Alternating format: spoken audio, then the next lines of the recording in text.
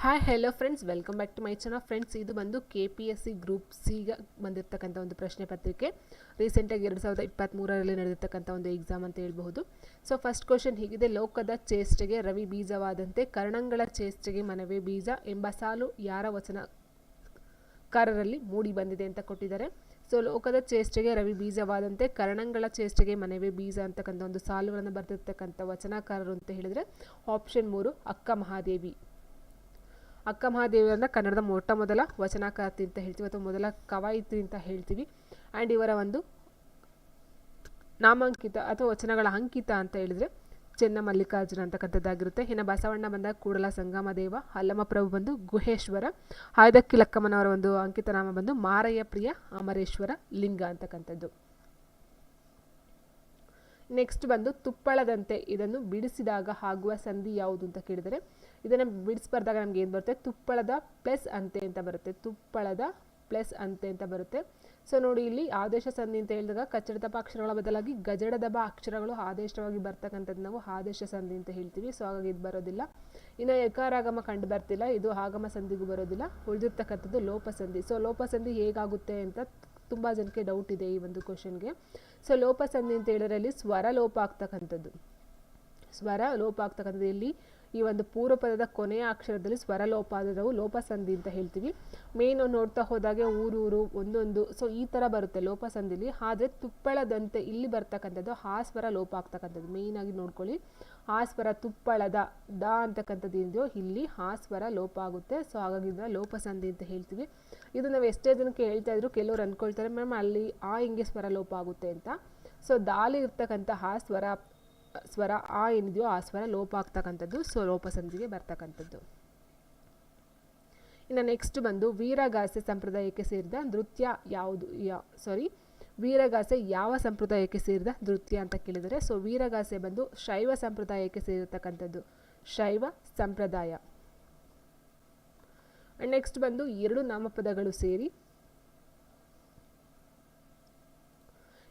ನಾಮಪದಗಳು ಸೇರಿ ಸಮಾಸವಾದಾಗ ಉತ್ತರ ಪದದ ಅರ್ಥವು ಪ್ರಧಾನವಾಗಿ ಉಳ್ಳ ಸಮಾಸಕ್ಕೆ ಯಾವ ಸಮಾಸ ಅಂತ ಕರೀತಾರೆ?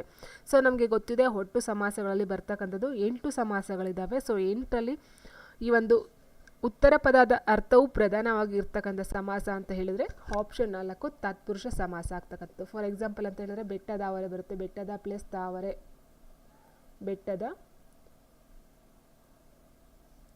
ಪ್ಲಸ್ ತಾವರೆ ಬರುತ್ತೆ. ಸೊ ಇಲ್ಲಿ ತಾವರೆ ಅಂತಕ್ಕಂಥದ್ದು ಪ್ರಧಾನವಾಗಿರ್ತಕ್ಕಂಥದ್ದು. ಇನ್ನು ಅರಮನೆ ಬರುತ್ತೆ. ಅರಸನ ಪ್ಲಸ್ ಮನೆ, ಅರಸನ ಪ್ಲಸ್ ಮನೆ. ಸೊ ಇಲ್ಲಿ ಏನು ಉತ್ತರ ಪದ ಇದೆಯೋ ಸೊ ಇದರ ಅರ್ಥ ಪ್ರಧಾನವಾಗಿರ್ತಕ್ಕಂಥದ್ದು ತತ್ಪುರುಷ ಸಮಾಸ ಆಗುತ್ತೆ. ಇನ್ನು ಅಂಶಿ ಸಮಾಸ ಅಂತ ಹೇಳಿದಾಗ ಅಂಶಂಶಿ ಭಾವ ಕಂಡು ಬರ್ತಕ್ಕಂಥದ್ದು. ಮುಂಬಾಗಿಲು, ಬಾಗಿಲ ಪ್ಲಸ್ ಮುಂದೆ ಆಗಿರ್ಬೋದು, ಕೈಯ ಪ್ಲಸ್ ಅಡಿ ಅಂಗೈ ಆಗಿರ್ಬೋದು, ಇದೆಲ್ಲ ಅಂಶಿ ಸಮಾಸಕ್ಕೆ ಬರ್ತಕ್ಕಂಥದ್ದು. ಇನ್ನು ಗಮಕ ಸಮಾಸ ಅಂತ ಹೇಳಿದಾಗ ಸರ್ವನಾಮ ಅಥವಾ ಕೃದಂತ ಕಂಡು ಬರ್ತಕ್ಕಂಥದ್ದನ್ನ ನಾವು ಗಮಕ ಸಮಾಸ ಅಂತ ಹೇಳ್ತೀವಿ. ಇನ್ನು ಕ್ರಿಯಾ ಸಮಾಸ ಅಂತ ಹೇಳಿದಾಗ ಅಲ್ಲೂ ಕ್ರಿಯೆ ಜರುಗ್ತಕ್ಕಂಥದ್ದಾಗಿರುತ್ತೆ. ಸೊ ಹಾಗಾಗಿ ಇಲ್ಲಿ ಆನ್ಸರ್ ಬಂದು ಆಪ್ಷನ್ 4 ತತ್ಪುರುಷ ಸಮಾಸ. ನೆಕ್ಸ್ಟ್ ಬಂದು ಎಂ ಗೋಪಾಲಕೃಷ್ಣ ಅಡಿಗರವರಿಗೆ ಕಬೀರ ಸಮ್ಮಾನ್ ನೀಡಿದ ರಾಜ್ಯ ಯಾವುದು ಅಂತ ಕೇಳಿದರೆ, ಎಂ ಗೋಪಾಲಕೃಷ್ಣ ಅಡಿಗರಿಗೆ ಕಬೀರ ಸಮ್ಮಾನ್ ನೀಡಿದಂತಹ ರಾಜ್ಯ ಯಾವುದು? ಸೊ ಕಬೀರ ಸಮ್ಮಾನ್ ಅಂತಕ್ಕಂಥ ಒಂದು ಪ್ರಶಸ್ತಿಯನ್ನು ಗೋಪಾಲಕೃಷ್ಣ ಅಡಿಗರಿಗೆ ಕೊಡ್ತಕ್ಕಂಥದ್ದು. ಅದು ಕೊಟ್ಟಂತಕ್ಕಂಥ ರಾಜ್ಯ ಯಾವುದು ಅಂತ ಕೇಳಿದರೆ ಇಲ್ಲಿ ಮಧ್ಯಪ್ರದೇಶ. ಆಪ್ಷನ್ 4 ಏನಿದೆಯೋ ಮಧ್ಯಪ್ರದೇಶದ ರಾಜ್ಯ ಈ ಒಂದು ಕಬೀರ್ ಸಮ್ಮಾನ್, ಸಂತ ಕಬೀರ್ ಸಮ್ಮಾನ ಪ್ರಶಸ್ತಿಯನ್ನು ಕೊಡುತ್ತೆ.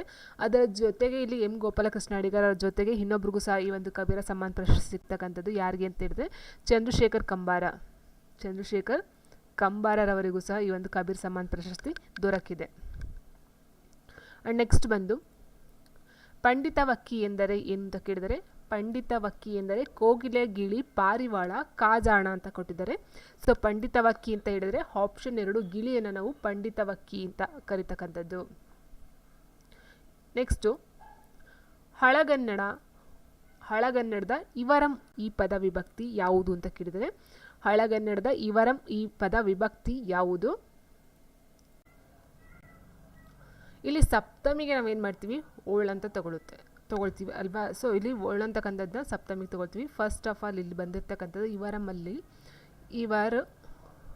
ಏನಿದೆಯೋ ಇಲ್ಲೇನಿದೆ ಲಾಸ್ಟಲ್ಲಿ ರಮ್ಮಲ್ಲಿ ಇದೆ.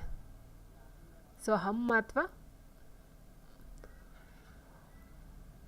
ಈ ಅಂತ ತಗೊಳ್ಬಹುದು, ಅರ್ಧಾಕ್ಷರ ಅಂತ ತಗೊಳ್ಬೋದು, ಅಂತಕ್ಕಂಥದ್ದು. ಸೊ ಇಲ್ಲಿ ಸಪ್ತಮಿಲಿ ಏನು ಬರುತ್ತೆ, ಓಲ್ಡ್ ಬರುತ್ತೆ. ಪ್ರಥಮಲ್ಲಿ ಏನು ಬರುತ್ತೆ, ಬರುತ್ತೆ. ಅರ್ಧಾಕ್ಷರ ಅಂತಕ್ಕಂಥದ್ದು ಒಂದು ಹಳಗನ್ನಡದಲ್ಲಿ ವಿಭಕ್ತಿ ಬರ್ತಕ್ಕಂಥದ್ದು. ಇನ್ನು ದ್ವಿತೀಯ ಬಂದಾಗ ಬರುತ್ತೆ. ಪಂಚಮಿ ಬಂದು ಹತ್ತಣಿಮ್ ಅಂತಕ್ಕಂಥದ್ದು,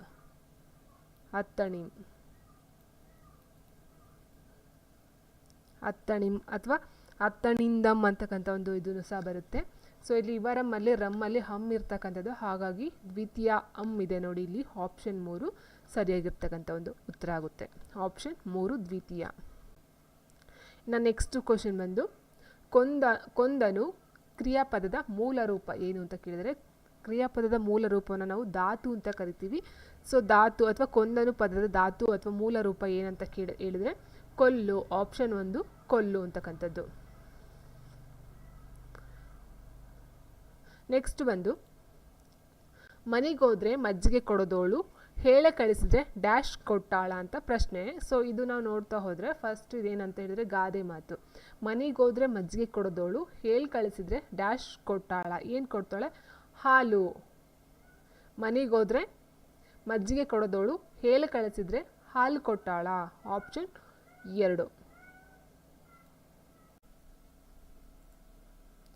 ಎರಕ ಪದದ ವಿರುದ್ಧ ಪದ ಏನು, ಪ್ರೀತಿ, ರಾಗ, ಚರಕ, ದ್ವೇಷ. ಎರಕ ಪದದ ವಿರುದ್ಧ ಪದವನ್ನು ಕೇಳಿದರೆ ಇಲ್ಲಿ. ಸೊ ಎರಕ ಅಂತ ಹೇಳಿದ್ರೆ ಪ್ರೀತಿ ಅಂತ ಅರ್ಥ ಬರುತ್ತೆ. ಅದರ ವಿರುದ್ಧ ಪದ ಅಂತ ಹೇಳಿದಾಗ ಆಪ್ಷನ್ 4 ದ್ವೇಷ ಆಗ್ತಕ್ಕಂಥದ್ದು. ಇನ್ನು ನೆಕ್ಸ್ಟ್ ಬಂದು ಶ್ರಾಂತಿ ಪದದ ವಿರುದ್ಧ ಪದ ಏನು ಅಂತ ಕೇಳಿದ್ರೆ, ಶ್ರಾಂತಿ ಅಂತ ಹೇಳಿದ್ರೆ ಬಳಲಿಕೆ ಅಥವಾ ಆಯಾಸ ಅಂತ ಅರ್ಥ ಬರುತ್ತೆ. ಶ್ರಾಂತಿ, ಬಳಲಿಕೆ, ಆಯಾಸ. ಅದರ ವಿರುದ್ಧ ಪದ ಅಂತ ಹೇಳಿದ್ರೆ ಆಪ್ಷನ್ 2 ವಿಶ್ರಾಂತಿ. ಇನ್ನು ನೆಕ್ಸ್ಟು ಸೊಲ್ಲು, ಇದರ ವಿರುದ್ಧ ಪದ ಏನು ಅಂತ ಕೇಳಿದರೆ ಸೊಲ್ಲು ಇದರ ವಿರುದ್ಧ ಪದ. ಸೊ ಸೊಲ್ಲು ಅಂತ ಹೇಳಿದರೆ ಮಾತು ಅಂತ ಅರ್ಥ ಬರುತ್ತೆ. ಸೊಲ್ಲು ಪದದ ಅರ್ಥ ಮಾತು. ಇಲ್ಲಿ ವಿರುದ್ಧ ಪದವನ್ನು ಕೇಳಿದರೆ ವಿರುದ್ಧ ಪದ ಬಂದು ಆಪ್ಷನ್ 4 ಮೌನ. ಪಾದುಕ ಪದದ ತದ್ಭವ ರೂಪ ಏನು ಅಂತ ಕೇಳಿದರೆ ನೋಡಿ, ಇಲ್ಲಿ ಹೊತ್ತಗೆ, ಹಾವುಗೆ, ಬೇಸಿಗೆ, ಹುಂಗುಟ ಅಂತ ಕೊಟ್ಟಿದ್ದಾರೆ. ಫಸ್ಟ್ ಪಾದುಕ ಅಂತ ಹೇಳಿದರೆ ಪಾದರಕ್ಷೆ, ಚಪ್ಪಲಿ, ಸ್ಲಿಪ್ಪರ್ ಅಂತ ಹೇಳ್ತೀವಲ್ಲ. ಸೊ ಅದರ ಅರ್ಥ ಬಂದು ಪಾದುಕ ಅಂತ ಹೇಳ್ತೀವಿ. ಪಾದುಕದ ತದ್ಭವ ರೂಪ ಬಂದು ಹಾವುಗೆ. ಆಪ್ಷನ್ 2 ಹಾವುಗೆ ಆಗುತ್ತೆ. ಇನ್ನು ಹೊತ್ತಗೆ ಪದದ ಅರ್ಥ ಒಂದು ತದ್ಭವ ರೂಪ ಅಂತ ಹೇಳಿದಾಗ ಪುಸ್ತಕ. ಹೊತ್ತಗೆ ಪದದ ತತ್ಸಮ ರೂಪ ಪುಸ್ತಕ ಬರುತ್ತೆ. ಇನ್ನು ನೆಕ್ಸ್ಟ್ ಬಂದು ಬೇಸಗೆ ಅಂತ ಹೇಳಿದಾಗ ವೈಶಾಖ ಅಂತ ಹೇಳ್ತೀವಿ. ವೈಶಾಖ.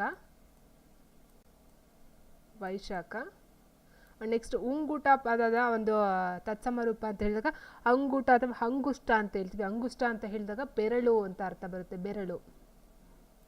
ಬೆರಳು, ಅಂಗುಷ್ಟ ಅಥವಾ ಬೆರಳು ಅಂತ ಹೇಳ್ಬೋದು. ಸೊ ಇದರ ಒಂದು ಅರ್ಥ ಕೇಳ್ಬೋದು, ಉಂಗುಟ ಪದದ ಅರ್ಥ ಕೇಳ್ಬೋದು. ಹೊತ್ತಗೆ ಪದದ ತತ್ಸಮ ರೂಪ ಪುಸ್ತಕ ಆಗುತ್ತೆ. ಬೇಸಿಗೆ ಬಂದಾಗ ವೈಶಾಖ, ಹುಂಗುಟ ಬಂದಾಗ ಅಂಗುಟ ಅಥವಾ ಅಂಗುಷ್ಟ ಅಂತ ಬರುತ್ತೆ. ಇಲ್ಲಿ ಪಾದುಕ ಪದದ ತದ್ಭವ ರೂಪ ಹಾವುಗೆ. ಪಾದುಕ ಅಂತ ಹೇಳಿದ್ರೆ ಪಾದರಕ್ಷೆ ಅಂತ ಅರ್ಥ. ಇನ್ನು ನೆಕ್ಸ್ಟ್ ಬಂದು ಅವನ ಜಾಣತನ ನನ್ನ ಹತ್ತಿರ ನಡೆಯುವುದು. ಈ ವಾಕ್ಯದಲ್ಲಿ ಜಾಣತನ ಎಂಬುದು ಏನು ಅಂತ ಕೇಳಿದರೆ ತದ್ದಿತಾಂತ ಅವ್ಯಯ, ತದ್ದಿತಾಂತ ಭಾವನಾಮ, ತದ್ದಿತಾಂತ ನಾಮಪದ ಯಾವುದು ಅಲ್ಲ. ಜಾಣತನ, ತನ, ಈಕೆ, ಪೂಮೆ ಇದೆಲ್ಲ ಬರ್ತಕ್ಕಂಥದ್ದಲ್ವಾ. ಸೊ ಇಲ್ಲಿ ಎಲ್ಲ ತದ್ದಿತಾಂತಕ್ಕೆ ಕೊಟ್ಟಿದ್ದಾರೆ. ಸೊ ತದ್ದಿತಾಂತ ಅವ್ಯಯ ಬರುತ್ತಾ, ಭಾವನಾಮನ ನಾಮಪದಕ್ಕೆ ಬರ್ತಕ್ಕಂಥದ್ದು ಅಂತ ನೋಡಿದ್ರೆ ಆನ್ಸರ್ ಬಂದು ಆಪ್ಷನ್ 2 ತದ್ದಿತಾಂತ ಭಾವನಾಮ. ಜಾಣತನ ಮತ್ತು ಮೆಚ್ಚುಗೆ ಬರುತ್ತೆ, ಮತ್ತು ಪೂಮೆ, ಇದು ಬಿಳುಪು, ಈ ಥರ ಬರ್ತಕ್ಕಂಥದ್ದು, ದೊಡ್ಡತನ. ಸೊ ಇದೆಲ್ಲ ಬರ್ತಕ್ಕಂಥದ್ದು ತದ್ದಿತಾಂತ ಭಾವನಾಮಕ್ಕೆ ಎಕ್ಸಾಂಪಲ್ ಆಗಿರುತ್ತೆ. ನೆಕ್ಸ್ಟ್ ಬಂದು ಅಡವಿಯೊಳ ಹರಸುವೊಡೆ ಗಿಡಗಂಟೆ ತಾನಲ್ಲ, ಮಡುವಿನೊಳಗಿರಿಸುವೊಡೆ ಮತ್ಸ್ಯ ಮಂಡೂಕನಲ್ಲ, ಹೊಡಲ ದಂಡಿಸುವೊಡೆ ಕೋಡುವ ಸಾಲಿಗನಲ್ಲ. ಈ ಮೇಲ ಸಾಲುಗಳ ವಚನಕಾರರು ಯಾರು ಅಂತ ಕೇಳಿದರೆ ಅಂಬಿಗರ ಚೌಡಯ್ಯ, ಬಸವಣ್ಣ, ಹಲ್ಲಮ ಪ್ರಭು, ಮಾದರ ಚೆನ್ನಯ್ಯ ಅಂತ ಕೊಟ್ಟಿದ್ದಾರೆ. ಸೊ ಇದರ ಒಂದು ಸಾಲುಗಳನ್ನು ಬರೆದಿರ್ತಕ್ಕಂಥವ್ರು ಅಂತ ಹೇಳಿದರೆ ಅಂಬಿಗರ ಚೌಡಯ್ಯ. ಆಪ್ಷನ್ 1 ಅಂಬಿಗರ ಚೌಡಯ್ಯ ಬರ್ತಕ್ಕಂಥದ್ದು. ಇನ್ನು ನೆಕ್ಸ್ಟ್ ಬಂದು ಸೊ ಇಲ್ಲಿ ನಾವು ನೋಡ್ತಾ ಹೋದಾಗೆ ವಿಜಯನಗರ ಏನಿದೆಯೋ ಇದು 1336ರಲ್ಲಿ ಬರ್ತಕ್ಕಂಥದ್ದು, 1336ರಲ್ಲಿ ಸ್ಥಾಪನೆ ಆಗ್ತಕ್ಕಂಥದ್ದು. ಸೊ ಇದರಲ್ಲಿ 3ನೇ ಆಪ್ಷನ್ ಬರೋದಿಲ್ಲ, ರಾಷ್ಟ್ರಕೂಟರ ಲಾಸ್ಟ್ ಏನಿದೆ ಇದು ಬರೋದಿಲ್ಲ. ಇಲ್ಲಿ ನಾವು ನೋಡ್ತಾ ಹೋದಾಗೆ ರಾಷ್ಟ್ರಕೂಟರು, ಚಾಲುಕ್ಯರು, ಹೊಯ್ಸಳರು ವಿಜಯನಗರ ಬರ್ತಕ್ಕಂಥದ್ದು. ಸೊ ಫಸ್ಟ್ಗೆ ಬರ್ತಕ್ಕಂಥದ್ದು ಅಂದರೆ ಇಲ್ಲಿ ಕೊಟ್ಟಿರ್ತಕ್ಕಂಥದ್ದು ಕನ್ನಡ ಸಾಹಿತ್ಯಕ್ಕೆ ರಾಜಾಶ್ರಯ ನೀಡಿದವರು ಅಂತ ಕೇಳಿದ್ದಾರೆ. ಸೊ ಯಾವಾಗ ಸ್ಥಾಪನೆ ಆಯಿತು ಅಂತಕ್ಕಂಥದ್ದು ಇದು ಮುಖ್ಯ ಆಗಿರೋದಿಲ್ಲ, ಯಾವಾಗ ಕನ್ನಡ ಸಾಹಿತ್ಯಕ್ಕೆ ರಾಜಾಶ್ರಯವನ್ನು ಕೊಟ್ಟು ಅಂತಕ್ಕಂಥದ್ದು ಮುಖ್ಯ ಆಗ್ತಕ್ಕಂಥದ್ದು. ಸೊ ಫಸ್ಟ್ಗೆ ಇಲ್ಲಿ ಬರ್ತಕ್ಕಂಥದ್ದು ಯಾವುದಂತ ಹೇಳಿದ್ರೆ ರಾಷ್ಟ್ರಕೂಟರು, ಚಾಲುಕ್ಯರು, ಹೊಯ್ಸಳರು, ವಿಜಯನಗರ ಈ ಒಂದು ಆರ್ಡರಲ್ಲಿ ಬರ್ತಕ್ಕಂಥದ್ದಾಗಿರುತ್ತೆ.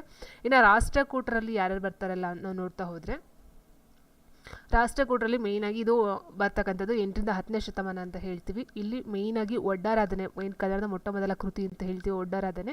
ಸೊ ಅದು ಶಿವಕೋಟ್ಯಾಚಾರ್ಯರು ಮೇಯ್ನಾಗಿ ಈ ರಾಷ್ಟ್ರಕೂಟರಲ್ಲಿ ಬರ್ತಕ್ಕಂಥದ್ದಾಗಿರುತ್ತೆ. ಅದರ ನಂತರ ಚಾಲುಕ್ಯರು ಏನು ಕೊಟ್ಟಿದ್ದಾರೆ, ಚಾಲುಕ್ಯರು ಬರ್ತಕ್ಕಂಥದ್ದು. ಚಾಲುಕ್ಯರು ಬಂದು ಅಲ್ಲಿ ಬರ್ತಕ್ಕಂಥದ್ದು ರನ್ನ ಆಗಿರ್ಬೋದು, ನಯಸೇನ ಆಗಿರ್ಬೋದು, ದುರ್ಗಸಿಂಹ, ಬಿಲ್ಹಣ, ಸೊ ಇವರೆಲ್ಲ ಬರ್ತಕ್ಕಂಥದ್ದು ಚಾಲುಕ್ಯರ ಒಂದು ಅಡಿಯಲ್ಲಿ ಬರ್ತಕ್ಕಂಥದ್ದು. ಇನ್ನು ಹೊಯ್ಸಳರು ಅಂತ ಹೇಳಿದಾಗ ಜನ್ನ, ರುದ್ರಭಟ್ಟ, ನಾಗಚಂದ್ರ, ಹರಿಹರ, ರಾಘವಂಕ ಅವರೆಲ್ಲ ಹೊಯ್ಸಳರ ಕಾಲದಲ್ಲಿ ಬರ್ತಕ್ಕಂಥದ್ದು. ಆ್ಯಂಡ್ ವಿಜಯನಗರದ 1936ರಲ್ಲಿ ರಚನೆ ಆಗ್ತಕ್ಕಂಥದ್ದು. ಮೇಯ್ನಾಗಿ ಇಲ್ಲಿ ಬರ್ತಕ್ಕಂಥದ್ದು ರತ್ನಾಕರ ವರ್ಣಿ ಆಗಿರ್ಬೋದು, ಚಾಮರಸ ಆಗಿರ್ಬೋದು, ಕುಮಾರವ್ಯಾಸ ಆಗಿರ್ಬೋದು, ಸೊ ಈ ಥರ ಕನಕದಾಸರು ಆಗಿರ್ಬೋದು. ಮತ್ತು ಇನ್ನು ಮೇಯ್ನಾಗಿ ಹೇಳ್ತಾ ಹೋದರೆ ನಾವು ಇಲ್ಲಿ ಅಮುಕ್ತ ಮೌಲ್ಯದ ಅಂತಕ್ಕಂಥ ಒಂದು ತೆಲುಗು ಕೃತಿ ರಚನೆ ಆಗುತ್ತೆ. ಮತ್ತು ಜಾಂಬವತಿ ಕಲ್ಯಾಣ ಬಂದು ಸಂಸ್ಕೃತ ಕೃತಿ ರಚನೆ ಮಾಡ್ತಕ್ಕಂಥದ್ದಾಗಿರ್ಬೋದು. ಇದೆಲ್ಲ ಬರ್ತಕ್ಕಂಥದ್ದು ವಿಜಯನಗರ ಸಾಮ್ರಾಜ್ಯದಲ್ಲಿ. ಸೊ ಹಾಗಾಗಿ ಆನ್ಸರ್ ಬಂದು ಆಪ್ಷನ್ 2 ರಾಷ್ಟ್ರಕೂಟರು, ಚಾಲುಕ್ಯರು, ಹೊಯ್ಸಳರು, ವಿಜಯನಗರ. ಆ್ಯಂಡ್ ನೆಕ್ಸ್ಟ್ ಬಂದು ನನ್ನವ್ವ ಫಲವತ್ತಾದ ಕಪ್ಪು ನೆಲ, ಅಲ್ಲಿ ಹಸಿರು ಪತ್ರದ ಹರವು, ಬಿಳಿಯ ಹೂ ಹಬ್ಬ, ತನ್ನ ತಾಯಿಯ ಕುರಿತು ಕವಿತೆ ರಚಿಸಿದ ಲೇಖಕ ಯಾರು ಅಂತ ಕೇಳಿದರೆ ನನ್ನವ್ವ ಫಲವತ್ತಾದ ಕಪ್ಪು ನೆಲ, ಅಲ್ಲಿ ಹಸಿರು ಪತ್ರದ ಹರವು, ಬಿಳಿಯ ಹೂ ಹಬ್ಬ, ತನ್ನ ತಾಯಿಯ ಕುರಿತು ಕವಿತೆ ರಚಿಸಿದ ಲೇಖಕ ಯಾರು? So answer option 4 P Lankeshwara. So ಕೇಳಿರ್ಬೋದು ಅವ್ವ ಅಂತಕ್ಕಂಥ ಒಂದು ಪದ್ಯವನ್ನು ರಚನೆ ಮಾಡ್ತಾರೆ ಇವರು, ಅವರ ಒಂದು ತಾಯಿ ಇದರಲ್ಲಿ. ಸೊ ಅವರು ಈ ಒಂದು ಸಾಲುಗಳನ್ನು ಬರೆದಿರ್ತಾರೆ. ಆ್ಯಂಡ್ ನೆಕ್ಸ್ಟ್ ಬಂದು ಪದ್ಯಂ ವದ್ಯಂ ಗದ್ಯಂ ಹೃದಯಂ ಎಂಬ ಗದ್ಯದ ಹಿರಿಮೆಯನ್ನು ಸಾರಿದ ಕವಿ ಯಾರು? ಪದ್ಯಂ ವದ್ಯಂ ಗದ್ಯಂ ಹೃದಯಂ ಇದಂತೂ ತುಂಬ ಸಲ ಕೇಳಿದ್ದಾರೆ ಈ ಒಂದು ಪ್ರಶ್ನೆಯನ್ನು. ಆನ್ಸರ್ ಬಂದು ಆಪ್ಷನ್ 3 ಏನಿದೆಯೋ Muddanna.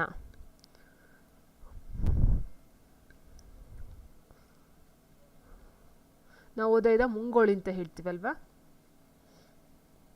And next question,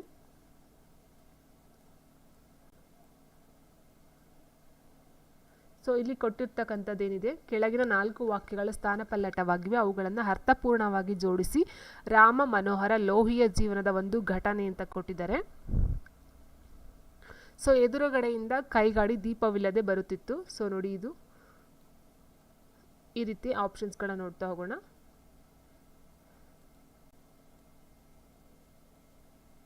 okay, so ಇದು ಬಂದು 4ನೇ ಆಪ್ಷನ್ ಬಂದು QPSR ಇದೆ. ಓಕೆ, ಎದುರುಗಡೆಯಿಂದ ಕೈಗಾಡಿ ದೀಪವಿಲ್ಲದೆ ಬರುತ್ತಿತ್ತು. ಲೋಹಿಯ ಮೋಟಾರ್ನಲ್ಲಿ ವಿಹಾರಕ್ಕೆ ಹೊರಟಿದ್ದರು.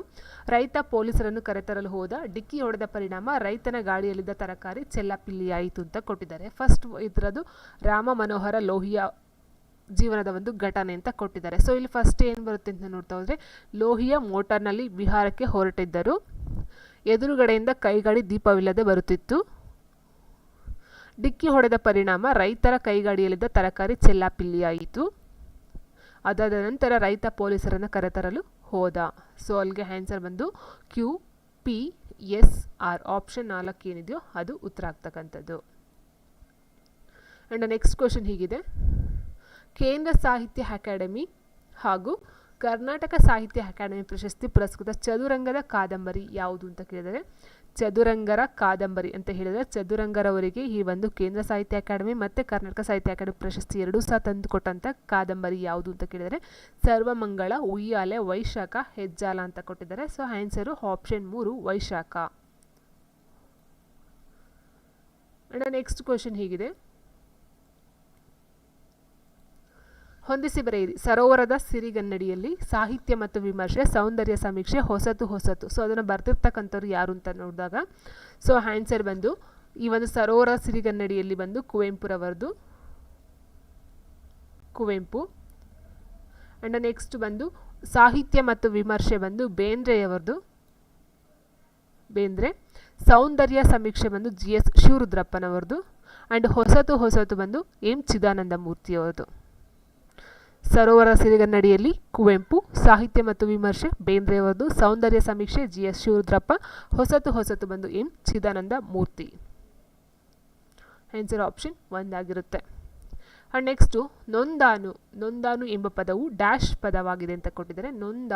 ದಾನು ಅಂತ ಕೊಟ್ಟಿದ್ದಾರೆ ನೋಡಿ, ಇಲ್ಲಿ ದೀರ್ಘ ಬಂದಿದೆ ನೊಂದಾನು ಅಂತಕ್ಕಂಥದ್ದು. ಸೊ ಹಾಗಾಗಿ ಆನ್ಸರ್ ಯಾವ್ದು ತೊಗೊಳ್ಬೋದು ನಾವು ಸಂಭಾವನಾರ್ಥಕಕ್ಕೆ ತೊಗೊಳ್ತೀವಿ. ಸೊ ಧಾತು ಆಗೋದಿಲ್ಲ. ನೊಂದಾನು ಪದ ಧಾತು ಅಂತ ಹೇಳಿದಾಗ ನೋವು ಅಂತ ಬರುತ್ತೆ. ಇನ್ನು ಪಕ್ಷ ಅರ್ಥ ಬರೋದಿಲ್ಲ, ಭೂತ ನ್ಯೂನ ಬರೋದಿಲ್ಲ, ಸಂಭಾವನಾರ್ಥಕ. ಛಲವಾದಿ ಇದು ಯಾವ ಒಂದು ಸಮಾಸ? ಕರ್ಮಧಾರಯ ಸಮಾಸ, ಬಹುವ್ರೀಹಿ ಸಮಾಸ, ದ್ವಂದ್ವ ಸಮಾಸ, ಅಂಶಿ ಸಮಾಸ ಅಂತ ಕೊಟ್ಟಿದ್ದಾರೆ. ಸೊ ಇದು ಬಂದು ಛಲವಾದಿ ಅಂತಕ್ಕಂಥದ್ದು ಏನಿದೆಯೋ ಇದು ಬಂದು ಆಪ್ಷನ್ 2 ಬಹುವ್ರೀಹಿ ಸಮಾಸಕ್ಕೆ ಉದಾಹರಣೆ ಆಗ್ತಕ್ಕಂಥದ್ದು. ಕಲಬೋರನ ಎಂಬ ಪದವಿರುವ ಶಾಸನ ಯಾವುದು ಅಂತ ಕೇಳಿದ್ರೆ, ಕಲಬೋರನ ಎಂಬ ಪದವಿರುವ ಶಾಸನ ಯಾವುದು ಅಂತ ಹೇಳಿದ್ರೆ ಕನ್ನಡ ಮೊಟ್ಟ ಮೊದಲ ಶಾಸನ ಅಂತ ಹೇಳ್ತಿದ್ವಲ್ಲ, ಹಲ್ಮಿಡಿ ಶಾಸನ. ಸೊ ಈ ಒಂದು ಶಾಸನದಲ್ಲಿ ಕಂಡು ಬರ್ತಕ್ಕಂಥದ್ದು ಕಲಬೋರನ ಎಂಬ ಪದ ಹಲ್ಮಿಡಿ ಶಾಸನದಲ್ಲಿ ಕಂಡು ಬರ್ತಕ್ಕಂಥದ್ದು. ಇದು 650 ಒಂದು ಇದರಲ್ಲಿ ಕಂಡು ಬರ್ತಕ್ಕಂಥದ್ದು. ಆ್ಯಂಡ್ ನೆಕ್ಸ್ಟ್ ಬಂದು ಖಾನಾವಳಿ ಪದ ಈ ಭಾಷೆ ಅಂತ ಕೇಳಿದರೆ, ಖಾನಾವಳಿ ಯಾವ ಒಂದು ಭಾಷೆ? ಕೊಂಕಣಿ, ಗುಜರಾತಿ, ಮರಾಠಿ, ಕನ್ನಡ ಅಂತ ಕೇಳಿದರೆ. ಸೊ ಕನ್ನಡ ಅಂತ ಖಂಡಿತ ಅಲ್ಲ, ಖಾನಾವಳಿ ಅಂತ ನೋಡ್ತಾ ಹೋದಾಗ ಆನ್ಸರ್ ಬಂದು ಆಪ್ಷನ್ 3 ಮರಾಠಿ ಪದ ಆಗಿರುತ್ತೆ.